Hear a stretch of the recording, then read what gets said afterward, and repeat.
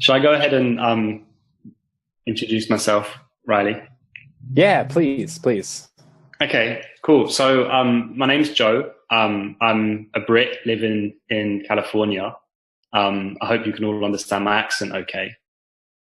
Um, so I've been very involved with the Labour Party in the UK and Momentum and the whole Jeremy Corbyn project, which is has a lot of parallels with the kind of Bernie Sanders campaign, except for the fact that we were able to make Jeremy Corbyn the leader of the Labour Party. And now I'm working on Medicare for All. And the reason I'm inspired to do that is because, well, this year in the UK, we're celebrating 70 years of having the National Health Service. So we've had free, universal, world-class health coverage in the UK now for 70 years. So I figure it's about time that California had that as well. So what I'm going to talk to you about today are some kind of simple techniques and ideas that can help us to get there, help us to win this in California. These ideas are kind of simple and everyone can do them, but they're also quite revolutionary in that they're a very different way to go about doing politics. It's based on going out and having conversations with people who often are excluded from the political process and actually making them kind of join with us to form this movement. And so that's a different form of canvassing than a lot of people are used to. We're not just knocking on doors and ticking boxes. We're actually having conversations and building a movement. And I know that this works because we've done it in the UK. So, a few years ago, we kick-started this political revolution in the UK, where we turned the Labour Party from being this very centrist and stale and quite unpopular political party to where it is now, where it's actually the biggest political party in the Western world, and it's a real champion of progressive and radical change. To give you a very brief history of that, in 2017, so last year, the Labour Party were actually 21 points behind in the polls. That's because the full weight of the political and media establishment had been turned against the leader, Jeremy Corbyn, and they were really throwing mud at him and trying to bring him down. But in the space of 6 weeks, we completely turned that situation around. And when we had the general election last year, Labour actually had its biggest increase in the vote since 1945. And we won in parts of the country that had been dominated by Conservatives for generations. And the way we did that was actually very simple. It was all about going out, trying to knock on every single door, talk to as many people as we could, and actually really listen to their concerns, identify the challenges they face in their everyday lives, and then communicate with them in a way where they felt they could become part of the solution to those challenges. And that's what we're going to be talking about today in relation to Medicare for All in California. Awesome. Thank you so much, Joe. We're very excited to have you with us to share your expertise on this, on having good conversations at the door. Looks like we have Mariana who just joined us. And Mariana, you just missed, hey there, you just missed our introductions, but we were just saying our name, what city we're in, and if you could take one book to space with you, if for some reason we had to flee the Earth and we were in space for a long time, what book or movie would you take with you? Other people said War and Peace, Kurt Vonnegut, a few other answers. Did you want to say your part there, Mariana? Oh, can't quite hear you. Are you speaking? She's muted. Yeah. You're muted, but you might have called in with your phone. Is that right? Because it says Mariana twice. Try unmuting. On the bottom left, there's a mute option.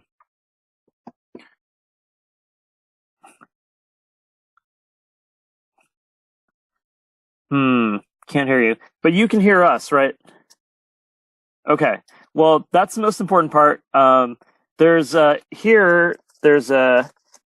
chat box. So if you want to write your favorite book, feel free to do that. And if you have any questions, just feel free to write in there. And if you're able to figure out how to speak, just feel free to jump in there. But otherwise, we'll just continue.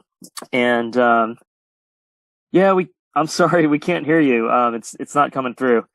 Um, but as long as you can hear us, we can proceed with the training. And maybe I'll call you afterwards and find out what your favorite book or movie is. Okay, so moving on, I've got my notes here just to make sure I don't forget anything. So before we jump in, I'm going to give a little update refresher on the overall strategy on winning Medicare for All SB 562 here in California. So we're going to share this context and strategy with you for two reasons. One, so you can have the context for knowing why knocking on doors is so crucial to this campaign and how it fits into the larger picture. And two, so you can relay this information to your canvassers on the day of your training. And so we've laid out what you can call we have a day of agenda that we'll go over later in this call. So as you all know, the primary election just happened last week. And so now we're very excited to re-engage folks and to really ramp up for a very busy summer of Medicare for All events.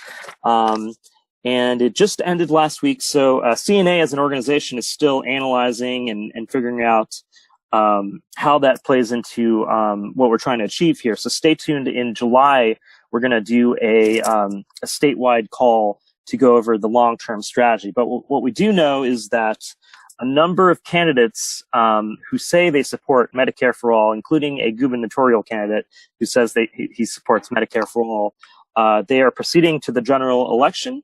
And what we know is that we need a lasting, strong grassroots movement for Medicare for All to make sure that this actually happens.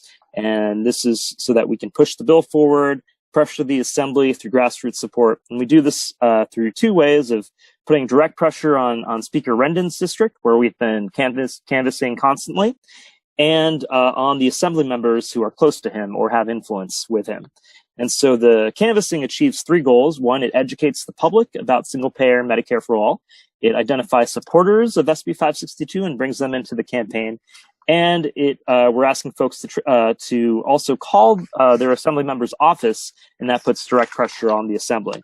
So we're going to go throughout this call. We're going to go over some of the materials. See ya.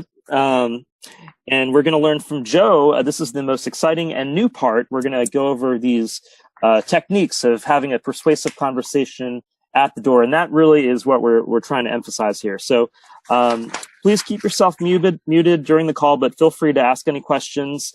And we can't always see you when we're sharing our screen, so just start talking to ask your question. But you might want to wait till the end of each segment before you ask a question. And this should take less than an hour. And with that, I will pass it back to Riley. Cool. So real quickly, I'm just going to go over some of the three kind of primary things as far as host responsibilities. And those three things are the training section, the materials that you will need, and then recruitment. So under the training, this is going to be pretty much the primary responsibility as a Canvas host. And what that means is to meet up with your volunteers on the day of the event, train them, and make sure, essentially, that the day runs smoothly. The most complex part of the entire day is going to be the training, but we have really laid that out for you in this sample day of agenda that we'll be going over, step by step, of how to go through this training, as well as we provide like a suggested script that you can use while giving the training, if you kind of ever get lost or don't know like what the best sequence of events is. So we do our best to help you by giving you all of those materials so that you will be confident and ready to train your volunteers on the day of your event. You'll have a printed copy of this in the box that we send you. If you already have a box, we'll make sure to get you a digital copy of this. I think George already has a box, but we'll be sure to get digital copies to you as well so that you can print them out at your leisure. And this brings me to the next part of the host responsibilities, which is the materials. So like I said, we'll be sending you a box, or if you already have one, we'll make sure you get some digital copies of the newer stuff. But the only other materials that you're primarily responsible for is going to be the clipboards and the pens.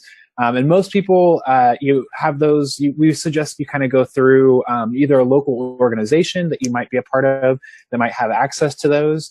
And then what a lot of other hosts will do as well is like a 99-cent store or Dollar Tree or something like that to also get access to clipboards and pens. The last part of the host responsibility is primarily just recruitment. And we pretty much do the bulk of that for you. So we have our supporter list, our giant supporter list, and wherever your event is throughout the state of California, we will actually do a like zip code, like, I don't know how to explain, like zips, like a circular around your zip code, and we'll recruit supporters near you to come to your event. We'll also do posts on social media and different Facebook accounts that we have as well. And if you would like to do some of your own recruitment, we'll actually provide you with an RSVP link so that you can actually link your friends or your social networks directly to the event page so that you can recruit for you can recruit for your events as well. But those are the three main things really, is training, materials, and recruitment. Does anybody have any questions about those three things before we move on to the next section? Solid? Yeah, you're referring to the same packet that we've used all along. I mean, I've been on 4 canvassings for the Santa Clara County Single Payer Healthcare Coalition / PNA, and you're talking about the same packet of material. Yeah. You're not. Yeah, so some of the materials have changed a little bit. Particularly the biggest change is going to be in the day of agenda, and it's going to include all of the stuff that we're going over in this call, which Joe will go over in a little bit. But then also some of the actual materials, as far as like the response form where you fill out like supporter information, that has changed a little bit. Some of the flyers have changed a little bit. So we're going to go over some of those things a little bit later in the call. But yeah, there's some big changes primarily to the agenda and to the response sheet. Cool. Any other questions? All right. With that, I'm going to go ahead and pass it off to Joe to do the bulk of this training between not Joe. I'm going to pass it off to Phil, who's going to go over the first part of the agenda, and then we'll get to Joe's part. Sorry, Joe. We're almost there at Joe's part, so just hang on just a minute. Okay, thank you, Riley. And I think the word you were looking for before was radius. A radius. Radius. That was definitely well, geometry. Okay, so I'm going to start going over some of this material, and I'm going to start with the sample agenda. So let me do a screen share here. Can everyone see? Okay, great. So hopefully you're seeing my screen here. So this will be sent to you, and this has been modified, as Riley said. So let me just start going through this. So this day of Canvas agenda is pretty useful, and feel free to, during your training, just follow it exactly, and you can even read off of it word for word. It's pretty useful. It's laid out section by section, and there's sort of suggestions here on how long to take for each section. So I'm just going to go through it. So the first part is, of course, you're going to have people sign in when they get there for the first 5 minutes. It's good to give people, we want to give people 5 minutes to get there, and we're recommending that people go ahead and start going through the training after 5 minutes after the hour. This is the sign-in sheet, so you just want to be welcoming and have everybody sign in when they get there. And you can have name tags if you want, but they're not necessary, but they're helpful if you have them. Okay, so let's see here. And the other thing is we don't want to hand out the clipboards until we're ready. Otherwise, it can be somewhat chaotic. So in the introductions and outline, you just want to welcome folks and do some quick introductions and give them an idea of what they're in for the training. And this is a new section. It's a letter from HQ. So if you hosted a Canvas before, what this letter from HQ does is it replaces the political context portion. And what we've done is we've borrowed something from the Bernie campaign, where volunteers wanted to feel more directly connected to what was happening. So they would read a letter from HQ at every Canvas. And so here we have a letter from Bonnie Castillo. She's the executive director of the California Nurses Association. She took over for Roseanne DeMora. And this is a letter that lays out the exact strategy for what we're trying to achieve here to win Medicare for All in California and ultimately nationally, of course. So what you want to do is we're having somebody just read this word for word at the Canvas, and it'd be ideal if you could find another volunteer, perhaps somebody you know is a good speaker, read this so that you're not the only person talking for the whole training. And the letter sort of lays out the strategy and makes the connection of how the strategy connects to the importance of canvassing and why people are there at your Canvas. So it's really, it does a good job of connecting all that. Let's see here. And this letter will update periodically as the strategy changes. So that is that. And as I think I mentioned before, Riley mentioned, what we're really trying to stress is the 3 goals of the canvassing: educating our neighbors about what Medicare for All is, putting direct pressure on our assembly members by asking them to call their assembly members, and building our list, building the movement, building a lasting grassroots movement for Medicare for All. Because we know no matter whoever gets elected coming in November, we're going to have a movement in place to really enforce the things that they campaigned on. Okay, so let me continue here. And one last piece. So we'll also give you the specific information as far as why that particular assembly member in those priority districts that you're canvassing in, what is it about them that's important? We'll let you know before your canvass. And with that said, I will pass it to Joe Beardsmore, who's going to focus on the real bulk of this training, the conversations at the door.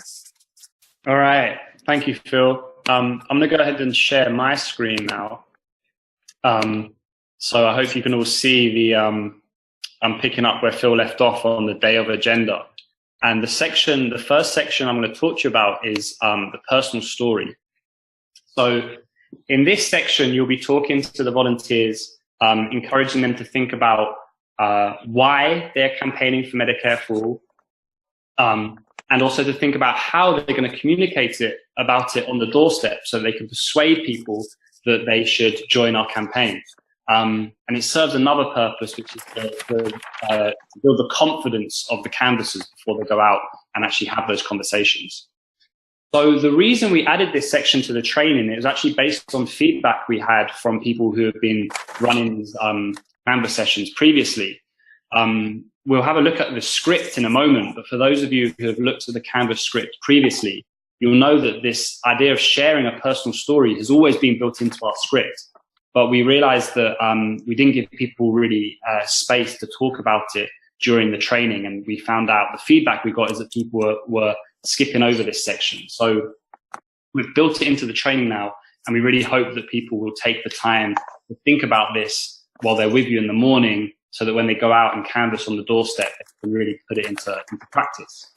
The idea behind sharing our personal stories on the doorstep, it came out of work that's been done in the US and also in the UK, where we've seen this kind of form of sharing personal stories as the foundation for having persuasive conversations. We've really seen it work. So what we found in the UK is that by sharing personal stories on the doorstep, we're able to break down barriers with people very quickly, build a connection with people when we're meeting for the first time, and also really foster a sense of solidarity in the face of political issues, which can often feel alienating or isolating. I also saw this technique work really well recently in Ireland, where they just held a referendum about whether women should be given access to abortion services. And despite having a huge fight on their hands, they actually won that campaign. And it was won by an army of volunteers going out, knocking on doors, sharing their personal stories and connecting with people on this kind of one-to-one basis. That's how they won their campaign. And I think that's going to work for us as well. So what you'll do with people on the day, it's all written out here. There's a script in case you want to use it, but feel free to put things into your own words.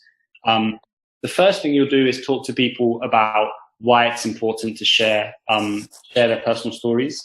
And we've provided some language for how to do that. The second thing is you will we'd like you to actually demonstrate to the canvases an example of your own story, and to give them a model that they can then replicate. And in a moment, Riley is going to share one of his stories about why he's campaigning on this issue to give us a kind of example. But basically what I'm asking you to do is to have a think about why you campaign on Medicare for All. So to identify, what personally for you has motivated you to come out and work on this issue. It can be something that's happened to you, a family member, a friend, some kind of experience with the healthcare system that makes you want to change it. And in you'll see on the day of agenda, there's some questions to help prompt you if you need that help. So I want you to really talk about your personal challenges with the healthcare system, but then also to come round to a positive as well, and to talk about what motivated you to come out and change the system and why you think it's possible for us to win this campaign. So I really implore you to think about that before you host the canvas, and to practice it, to practice saying it out loud. And in a moment, Riley's going to demonstrate his story. After you've done that with your group, you'll then give them a chance to practice telling their stories. So you'll split them into pairs or small groups. You'll give them prompt questions, and you encourage them to have conversations with each other about why they're here, why they're out campaigning. When you do that, you'll be the timekeeper, so you'll be able to keep an eye on time to make sure this doesn't run on too long, and to tell them when to switch over so that everyone gets a chance to talk. And yeah, this is really important part of the training, because if people have the chance to practice this first, they'll build up confidence. So when they come to be on the doorstep, they'll be able to really use this in their conversations with people. I'm going to hand over to Riley quickly and ask him to demonstrate his personal story, just to give you an idea of the kind of thing that we're asking you to think about. Awesome. Okay. So yeah, personal stories are great. They're like the best way it's like an organizer's tool. And you only get good at them by practicing them. And I'm still even practicing mine. But yeah, so I'll go ahead and start. So, my partner, I found out pretty recently this is a new thing that's happened to me in my life. But my partner is 8 months pregnant, and I'm going to be a father soon. So this is our first little baby boy. And this brings up a lot of emotions, and is obviously super exciting. But it's obviously very stressful as well. We found out that my partner was pregnant, during the open enrollment period of the Affordable Care Act, which means that we could re-enroll her into the best health care that we could find at the time. So we have the best deductible and presumably literally just the best insurance that we could get. The funny thing is, and I don't know if you all know this, but having a baby is pretty expensive, and people don't always tend to talk about the healthcare costs. So it's amazing to me that we have to pay so much for such like a normal thing that happens to millions of people every single day, right? Just literally giving birth. The insurance markets tend to make life extremely more complicated. And even when we have the best insurance that we can get on the market, we still end up paying like exorbitant amounts. And sometimes I think to myself, what if we weren't so lucky to find out that we were having a baby during this open enrollment, this unambiguous time. So this is why I fight for Medicare for All. It would give us a much simpler system. It would be way more cost effective. Healthcare wouldn't be determined by a job or simply being able to afford it. We could go see the same doctors and get the same level of care that we end up paying so much for anyways. Medicare for All, would just be the system that gets everyone the healthcare they need, and it's not determined by chance. Thank you, Riley. So, thank you for sharing your story. So I hope you can see from that, everyone, that how powerful it is to hear someone share their experience, and how much more effective that is for a way to engage people than just regurgitating facts and figures about the healthcare system or Medicare for All. So we're really personalizing this in order to create a bond with the people we talk with. And the thing I really liked about the way Riley told his story is that he ended on this really positive note. He started with a challenge, what's wrong with the current healthcare system, but then ended on this very positive feeling of what we could achieve if we work together to change it. Okay, so that is the personal story. The next section of the training is looking at the script and the response cycle. So on the doorstep, we're going to be sharing our personal stories about the healthcare system. We're also going to be asking people to share their stories with us. And in a moment, we'll look at the script and you'll see where that happens. We're going to ask people to open up with us and share their personal stories. It's really important that we treat them respectfully and that we use that as a way to help bond us with them so that we can then take political action together. So we added this to the training in response to feedback we had from people who felt like they needed a little bit more structure when they were having these conversations on the doorstep. So I hope this will help with that. For me, this is the part of the training that I'm actually most excited about, because the response cycle was a concept which actually came to the UK from America. People were using it in the Bernie Sanders campaign. They then came over to the UK to help out with the Labour work. And, we adopted some of those tactics in the UK, and now I'm bringing it back over to the US, which for me is a great example to see how we're all working together to help improve everyone's lives. So I'm just going to, one other thing to stress is just that when you're speaking to your volunteers, this is a time to remind them that this might be different from the kind of canvassing they've done in the past. That we don't just want them to knock on doors and very quickly get names or signatures. That we're really actually trying to build a movement by having powerful conversations on the doorstep. And put simply, what we're doing is trying to, on every interaction we have with someone, we create this kind of basic arc of a conversation where they share their stories, we share our stories, and we use that to create a collective feeling about how the healthcare system currently isn't working, that Medicare, and then to persuade them that Medicare for All is a way to correct those problems, and to persuade them that we can win by taking action together. So, I'm sharing my screen again, and for those of you who can see it, what you'll do on the day with the volunteers, step one is you'll hand out to them the response cycle sheets and also the Canvas scripts.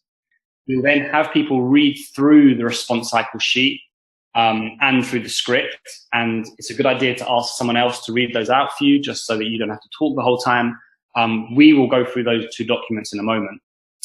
And then step 4 is that you'll find a volunteer to role play the script with. You will play the role of the canvasser, and you'll ask someone to role play being the person whose door is being knocked on. And you'll go through that and you'll kind of model to them like a good way to go through the script using the response cycle. And then finally, you'll demonstrate how to deal with any kind of objections or questions that might arise on the doorstep. So let's dive into the response cycle, and I'll explain a bit more what I mean. Okay, so this is the sheet that I now have on my screen is the response cycle. This is one of the documents that you will be sent, and so you can show this to volunteers to help them understand what you're talking about. And as I said before, it just helps you create a kind of structure when you have a conversation. So when we look at the script, you'll see that we ask people to share their personal stories with us. And when they do that, I want you to go through these steps in the response cycle. So the first thing is to listen. It sounds simple, but it's really important that people are sharing their personal stories with us, that we are really actively listening to them and that they can see that we're listening. So use body language, make eye contact, nod, smile, don't interrupt them. And while you're listening to them, really try to identify what their key concerns are with the current healthcare system. Don't, in your own mind, you're going to have lots of things that you think's wrong with it, but try to really listen and identify to see the problems that they have with the current system. The next thing you'll do when they're finished sharing is you will acknowledge what they've said. So thank them for sharing and validate what they've said. Tell them that you hear them, and it can be useful to repeat back to them some of the things that they've said to you, just to show that you're really listening to them. This kind of thing really matters to people. If they're opening up and sharing something that's very personal, it's important that they feel respected and they feel heard and they feel like what they say is important. Then you share with them, you share your personal story. So this is where the practicing the personal story comes in. You share a story about an experience you've had with the healthcare system. And And if possible, try to relate it back to some of the stuff that they told you about, and try to use some of the same kind of language that they use, so they can see that you're really, really connecting with them.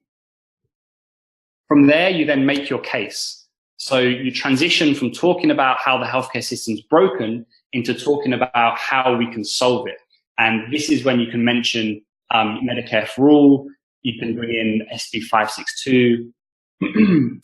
But remember here, you're not expected to be a policy expert, so don't try and tell them everything about the bill. Just try to focus on raising issues which address the concerns that they told you about. Following from there, you ask. So this is where you make a firm ask for their support, if we can add their name to the campaign, and then following from that, if they will actually take action and call their assembly member. And if necessary, you can repeat this. It's why I call it the response cycle, is once you run through all those steps, if they then raise a concern or a question, you can repeat this cycle and you can go back through those same steps to answer them.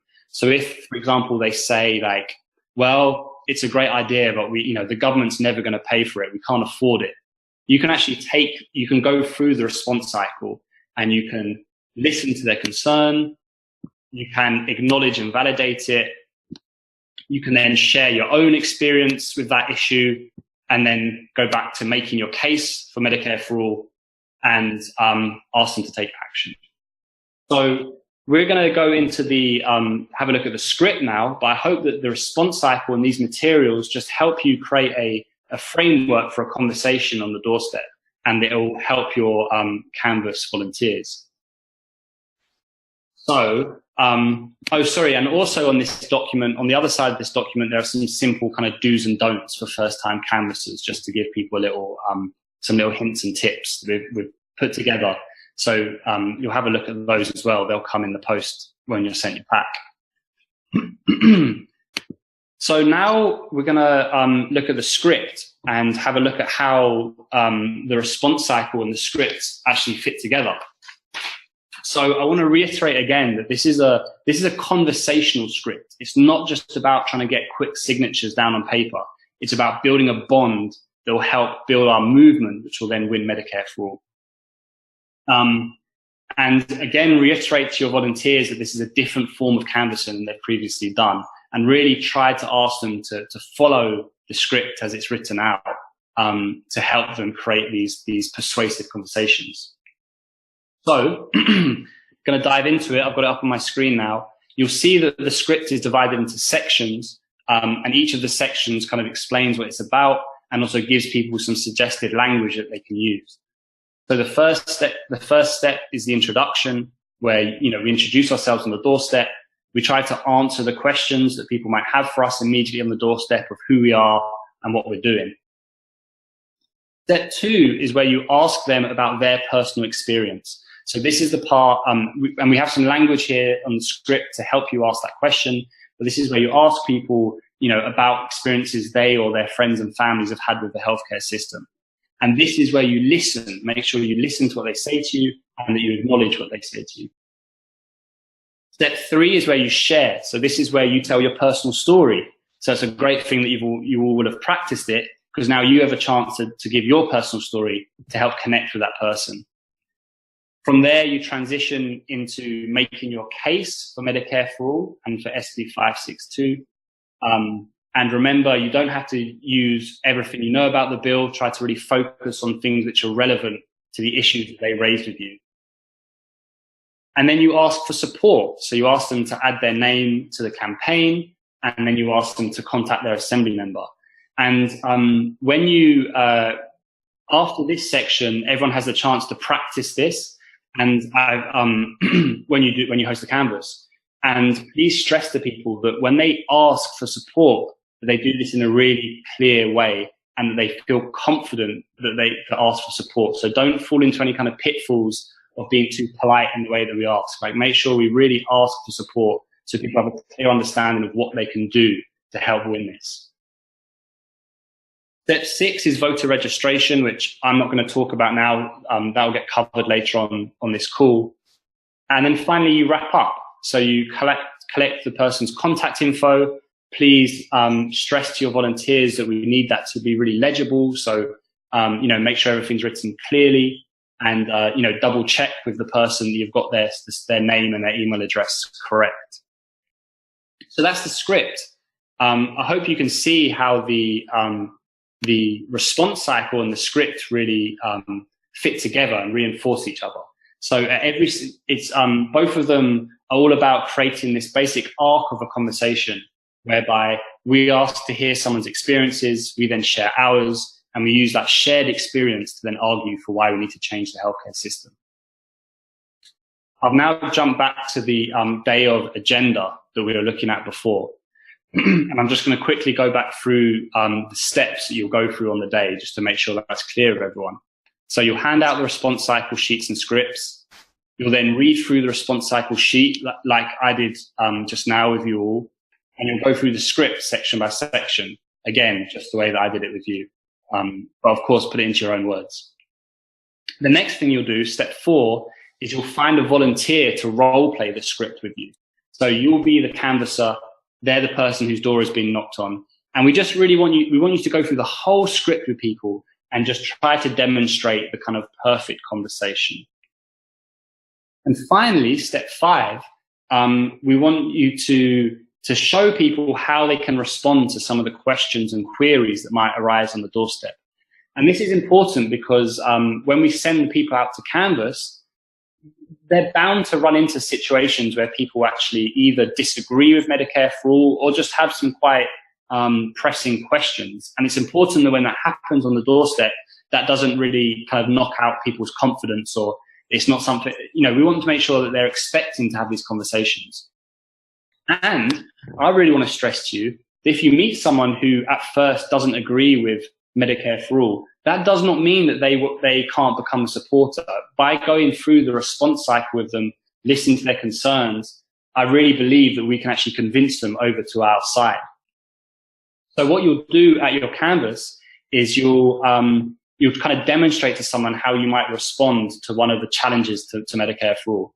And you can take you could respond to one of the criticisms of Medicare for All that gets thrown at us maybe by the press, by the media, or it could be something that you've heard yourself on the doorstep. This happened to me actually when I was out canvassing a couple of weeks ago, where I had this conversation with someone. I kind of went through the script, asked for their support, and their response to me was, they're like, yeah, great, Medicare for All, it's a great idea, but it's just never going to happen. That's how they felt about it. They're like, it's just never going to happen. And I was actually able to kind of change their mind and convince them to join us by running through the response cycle. So I listened to their concern. I acknowledged it. I told them that, that I had also felt that way at times. Like I had felt like, that, politicians weren't acting in the best interest of people and they weren't actually going to make the kind of changes we needed. But then I also shared with them that I'd come across this campaign for Medicare for All, that I'd seen that there was a solution and that people were going out every weekend knocking on doors. And I found that really inspiring, and that inspired me to come out on that day to try and take action. And after sharing that story, I then asked him again if he would join us, and he did. So for me, that was a really powerful experience to show that it's worth trying to persuade people, even if at first they don't agree or they have questions. So that's a kind of whistle-stop tour through the personal story, the response cycle, and script. And I know I went over that pretty quickly. So if anyone has any questions on those particular sections, I'll be happy to try and respond to those now.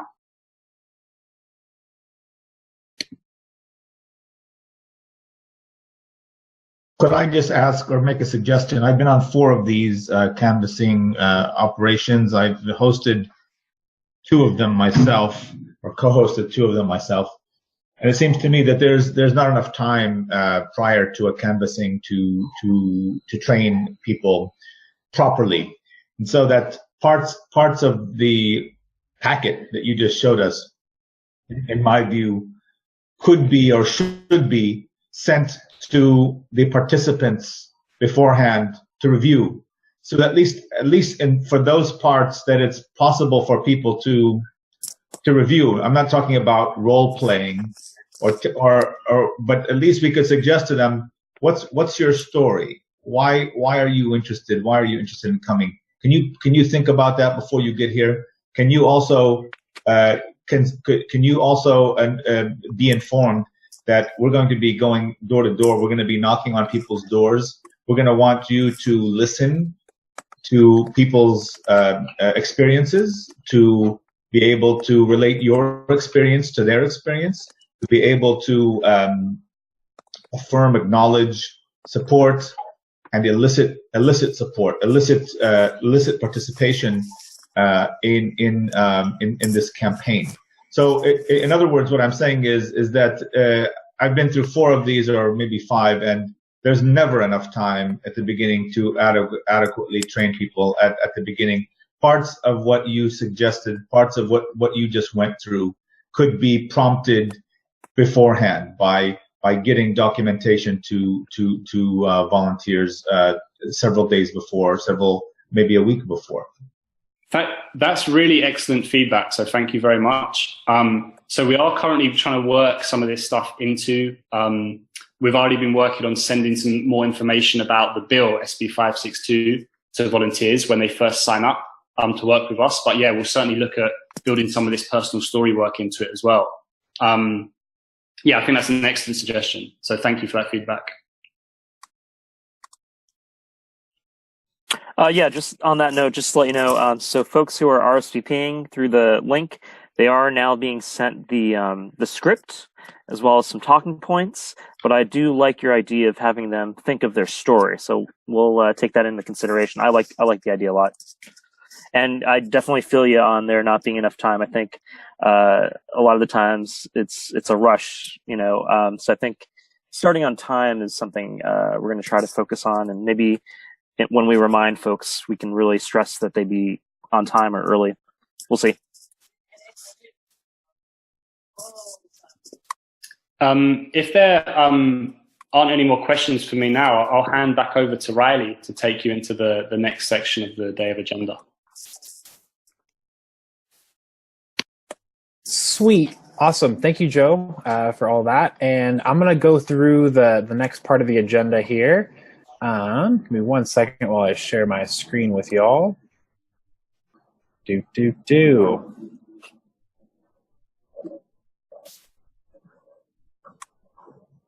Cool. Can you all see that? Hopefully, yes. Okay, so the next part of the agenda that you'll want to go over as a host, we kind of were just alluding to this, is the pair people up and go through the big practice, as we're calling it now. And the idea here with this is that you want to give folks the opportunity the day of to practice their personal story, to also practice the response cycle, practice the script, so they feel much more comfortable, obviously, like I'm going through this. So you want to give about 5-10 minutes or so for that. This will also be a good opportunity to find out in the group who is able to do voter registration, which we're going to go into a little bit. But just so you know, during this pair up and practice is a good opportunity to get like a hands raised for folks that are interested and can do voter registration. So next I'm going to walk through some of the materials that y'all will be using for your event. I'm going to kind of speed through this because we're getting close to the hour. So if you have questions, please just kind of let me know as I go through. The response form is going to be the one that looks the newest of all the docs. If I can get it to pull up here. And so, yeah. Here is the response sheet. We changed it up a bit. Previously, it was kind of like little like boxes for each of the information. Now it's like literal boxes for people to put their first name, last name, and all their info. And the reason we're doing this is because we're trying to work to collect as clear and accurate and legible data as we can. So when you're explaining this to your volunteers, be sure to obviously have them write neatly in those boxes. But we're hoping this will encourage that data. Also on this script, you'll see that the questions that each participant or each response is now located at the bottom. So the first question being like, right, did they have a healthcare experience? Were they willing to share that experience with us? Did they join the supporter list? After you found a supporter and they, were joining the list, were they going to sign up to make a call, or were they willing to make a call? Was the person that you canvassed a primary Spanish speaker? And then did we possibly register this person to vote with us at the door? This Canvas response sheet has 3. So the last one I think had 4 or 5. So you'll have a little bit more response sheets in the packet, in the folder, or sorry, the clipboard that you'll be using, or the volunteers will be using for the day, to get to that 20 number for a total number of responses. The next sheet here, and that's located in the day of agenda, is the tally sheet. Tally sheet's pretty straightforward. You'll use it, and your volunteers will use it to go over how many doors were knocked on, full conversations, partial conversations, and supporters. For like kind of a quick refresher, a full conversation counts as like if you got all the way through the script, you were sharing stories back and forth, and then were able to make that ask at the end for joining the supporter list. A partial conversation means maybe you made it partially way through, you were getting a little bit into it, and the person was like, I actually can't, I gotta go, or whatever reason is, they had to exit the conversation. And the supporters is, right, folks that signed up on our supporter list. The important thing to remember with this sheet is that one like house that gets a door knocked on may actually have more than one tally, right? So if you knock on a door, have a full conversation, and get a supporter, then there will be 3 tallies that are made through the sheet. The next document is the talking points document, which was talked about a little bit kind of earlier in the in this training session. The main thing is that I'll go over with this is you guys can read this on your own. You can read it the day of the event as you're going through the agenda. The main thing, though, to take away from this is that these are not things that people need to memorize in order to go out and canvas with us, or these are not things that like people need to know back and forth in order to actually like participate. These are primarily just documents, or just, you know, talking points that are to be referenced if someone's like at the door and they're canvassing someone and they're like very much, that person's very much like asking like, how are we going to pay for this? Or what does this mean? Though then this document is used as a reference, but other than that, beyond that, it's not really meant to be something that people really need to fully understand or fully know. But it's good. It's good to have, and it's really good to reference at the door. The next sheet is the flyers. So the flyers might look a little bit different from the last time that you've seen them. So they're a little bit cleaner, a little bit neater, but they provide roughly the same information. The first of which is after you have found a supporter, right? We want to make sure that every supporter gets one of these flyers, or if you had a partial conversation with someone, that they're also getting one of these flyers. But this, the main thing here is that it has the contact your assembly member and the sample script here at the bottom, which they can use when contacting their assembly member. So in order to do so, after you find a supporter, they're like, yes, I'm ready to make a call. How can I call my assembly member and let them know that I care about this? You'll tell them to dial that 855 number. They'll enter in their zip code, and that'll bring up the assembly member's office. And then they will be able to make a call. They can make the call the day of, that Saturday or Sunday that you're out canvassing, or they can make the call preferably like on Monday through Friday during business hours, so that we actually eat up some of the time that staffers have to work. So this is the script. It's also this is the flyer. It's also in the back. It's in Spanish. So if you do come across a primary Spanish speaker, this is a really good document to give to them as well. But yeah, it's important to remember that this is being handed out mainly to people who are having full conversations or partial conversations. These aren't really intended to be left at every single door, primarily just because, like the nurses, we can't print that many forms for everybody. So we want to make sure that we're using our resources in the most vital way possible. This next page here that you'll want to go over with your volunteers is the voter registration one-pager. Riley, could I just say something? Yeah, of course. Yeah. I've been, as I said, 4 or 5 canvassing operations, which have targeted almost more than 1,000 doors. I keep very close statistics of the ones that I host, and two thirds of the doors don't open. Okay. roughly 2/3 of the doors don't open. So the piece of paper you leave behind is the only evidence that we've been there, and that there is a campaign, there's an ongoing campaign. So if you want to reach 2/3 of the people behind the doors that we're knocking on, you have to leave something behind that they can use, that they can sink their teeth into, even though, because the door doesn't open, right? 2/3 of the doors don't open. Yeah. So we should leave something either taped on the door. We can't use the mailboxes by law. Under the doormat, taped to the door, has to be a solid piece of literature that states what SB 562 is, why it's important, and why it's important that they support it and what they can do. And so, you know, if we're going to send people out, and I'm going to go out, and I'm not going to open 2/3 of the doors. We'll never get 2/3 of the doors open, but we can leave something behind that a good number of people might read and act on.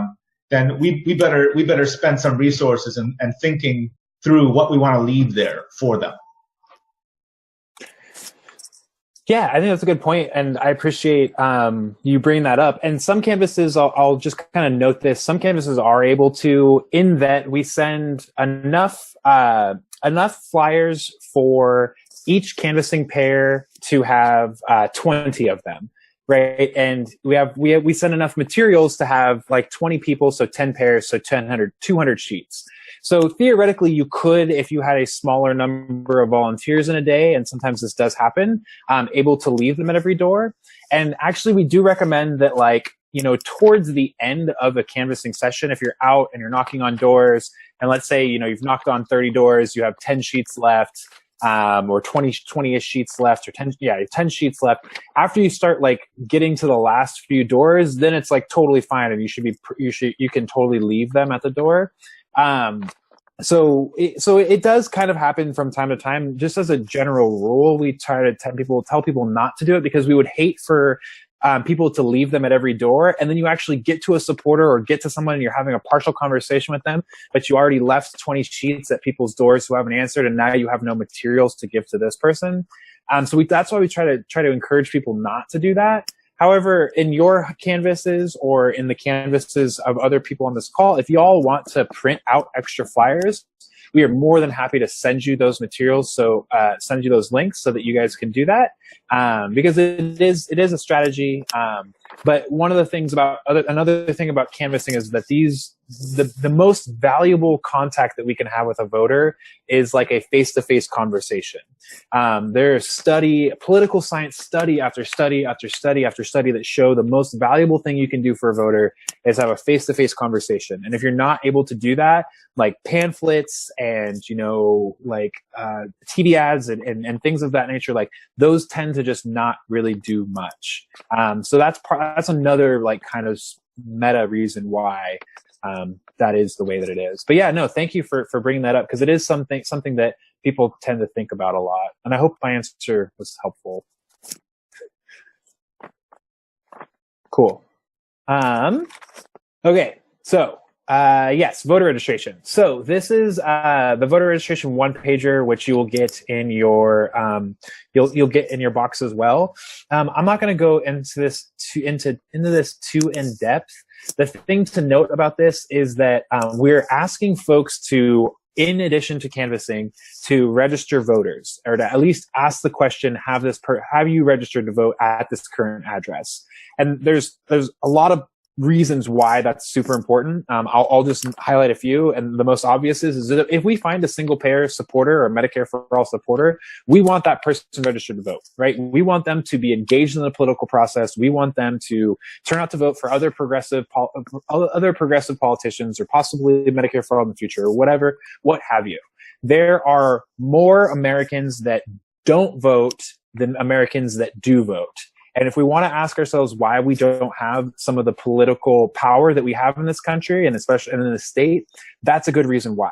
Because more people are not engaged than people that are engaged. So when we're out having a conversation with someone at the door, we really, really, really want to make an effort to ensure that that person is registered to vote and has all the things that they need to vote.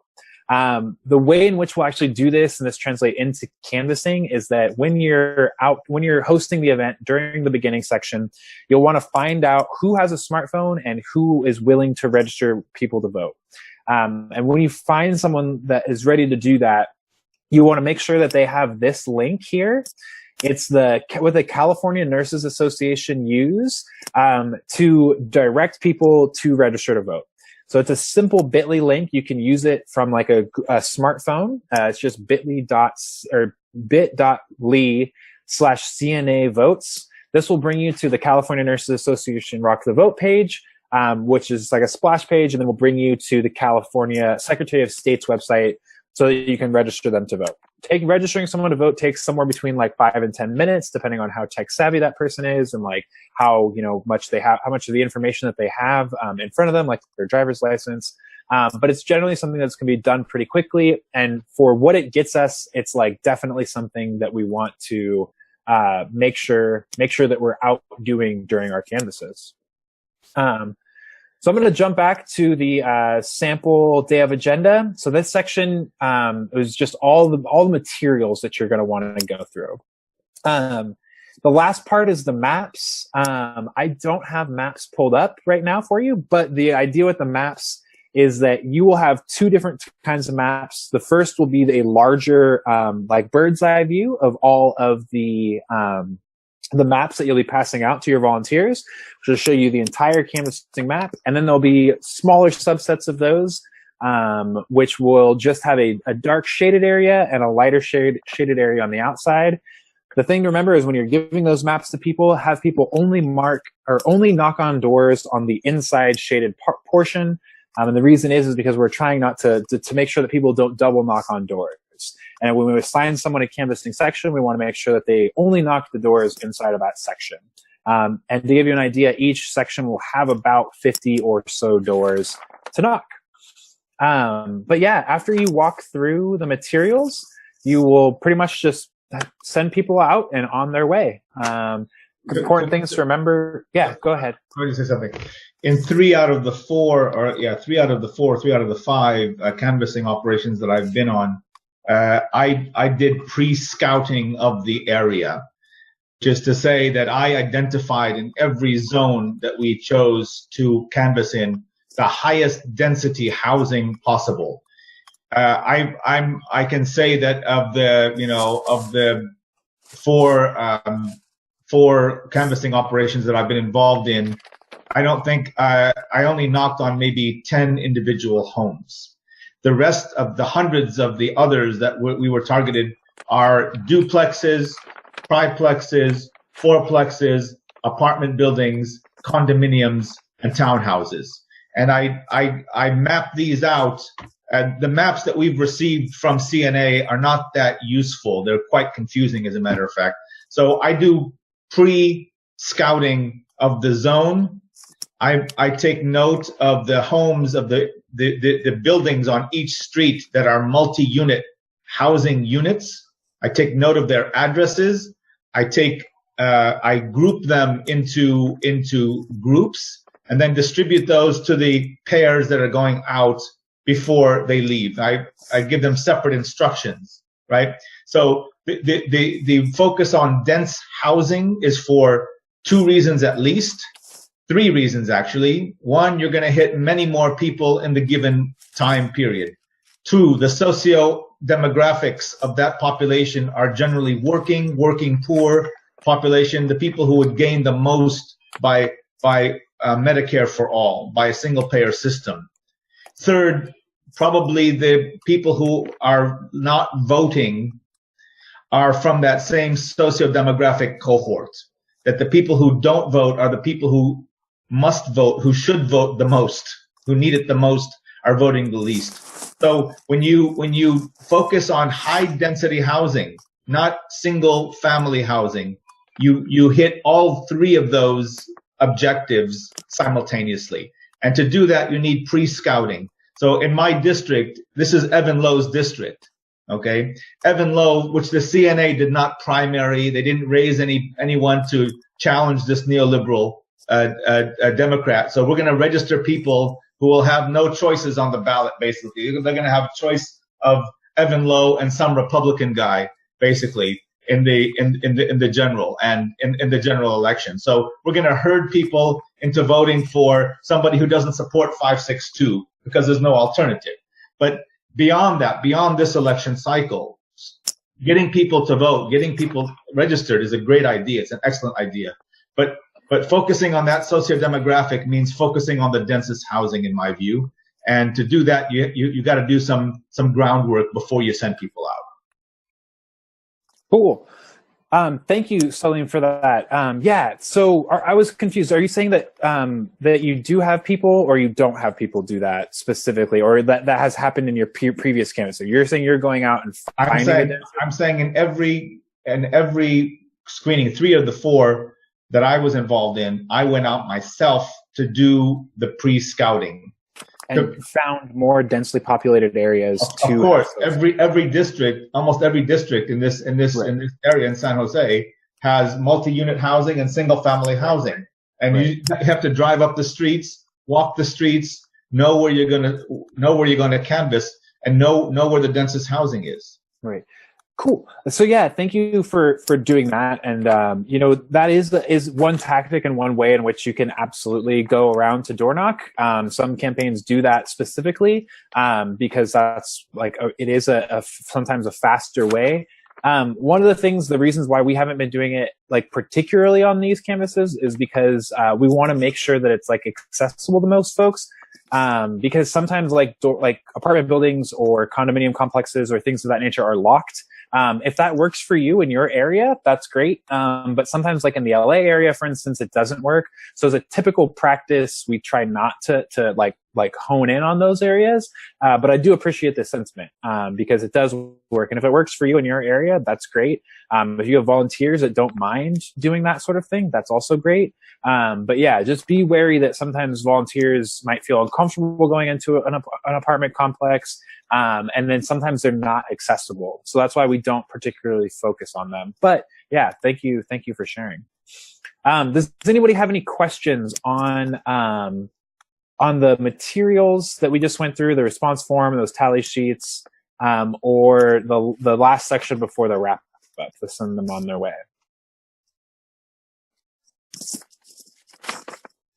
Cool. All right. Well, I'm going to go ahead and stop my screen share here, and I'm going to pass it back to Phil to go over the last section, and then we'll wrap up this training. Okay, great. We're almost done. Looks like we're past the hour, so I will just go through this. So as far as your data, just make sure you scan that.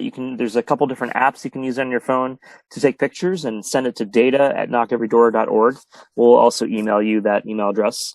So let's see here. Wrapping up, we will look out for your package in the mail. The week prior to that, we'll send you the materials for these door canvases. Remember, you just need to bring clipboards and pens. We'll send you the RSVP link, and you can invite your friends and other groups that you know that you might be part of, and they can share it to get more people to come out. And then we'll let you know, usually the Friday before the weekend, we'll let you know how many people to expect.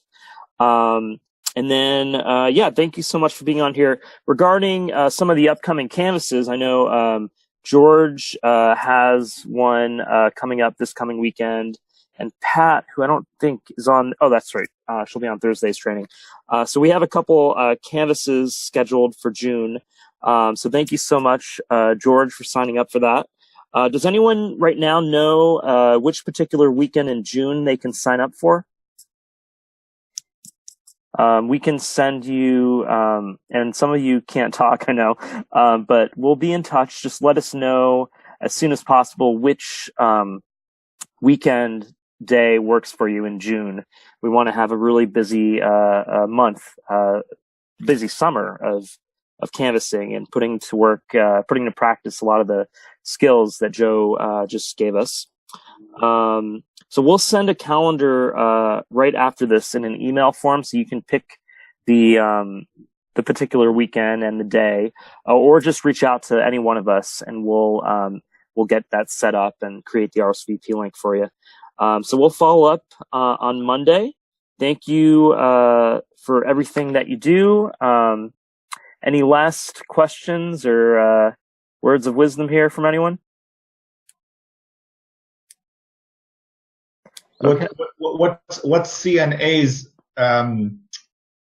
outlook on the possibility of getting 562 passed in the Assembly in 2018? Well, that's so with the primary just happening, there's going to be a reevaluation of that, and that's above my pay grade. But there's going to be an active looking of that here this month, and we're planning a statewide call early July, where we'll have Bonnie and some other folks from the higher leadership talking about that. But currently, the bill is still stuck in the Assembly Rules Committee. And the session ends, I believe, in August. Riley, is that right? August? It's coming. So we have a few more months where technically it could be released and worked on. But what I'll say is that if, for whatever reason, we are unsuccessful this session, everything that we're doing is important to put us in a good position for the next session. Because if we're unsuccessful this session, most likely we will have it reintroduced and pushed like hell to have it go through, hopefully with a more sympathetic governor. Now that there's two people going to the general, and at least one of them says that he's a strong single-payer supporter, we want to make sure that we have a strong grassroots movement in place to hold them all accountable to this. And what about the piecemeal legislation that's being pushed by CALRA and other assembly members, all the little pieces? Mm-hmm. What's CNA's position on all the little pieces? CNA is, it varies, but on CALRA's, 3087, I think CNA is neutral on it. But we know that this session, that legislation died. They might try to bring it back next session, but they weren't able to get it through, this session. So we're from our perspective, we're still pushing for the real solution. We don't want to be distracted by these half measures that aren't even real solutions. So we're going to keep pushing, and we know that that's what the people want when we're talking to them at the doors. But good questions, and stay tuned. Like I said, for the statewide call in early July after the senior leadership has had a chance to kind of reevaluate the situation. All right. Well, thank you so much, everybody. We'll be in touch about which particular weekend you want to pick, and I'm excited to practice a lot of what Joe's been talking about. And eventually, whether it's this year or next year, we're going to win Medicare for all and a better, more humane, more rational healthcare system. All right. Thanks, everyone. Thanks, everybody. Have a good one. Take care.